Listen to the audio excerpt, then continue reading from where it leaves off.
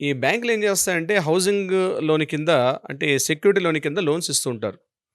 ఎవరైనా ఒక వ్యక్తి లోన్ తీసుకొని అది ఫ్లాట్ అయినా, ఇండిపెండెంట్ హౌస్ అయినా, కమర్షియల్ ప్రాపర్టీ అయినా ఏదైనా సరే, ఒక ప్రాపర్టీ తీసుకున్న తర్వాత ఆ ప్రాపర్టీకి మంత్లీ ఉన్నటువంటి ఈఎంఐస్ చెల్లించకపోతే బ్యాంక్ రకరకాల నోటీసులు పంపిస్తూ ఉంటుంది. ముందుగా కంటిన్యూగా 3 మంత్స్ పాటు కంటిన్యూ కట్టకపోతే ఎన్‌పీఏ అంటారు.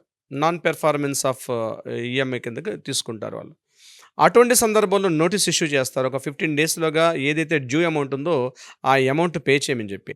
అతను ఆ టైంలో కూడా అమౌంట్ కట్టకుండా డిలే చేస్తూ వస్తున్నాడనుకోండి, అప్పుడు ఏదైతే బ్యాలెన్స్ అమౌంట్ ఉందో, ఫర్ ఎగ్జాంపుల్ ఆ ఇంటి వాల్యూ రూ. 1,00,00,000 అనుకుందాం.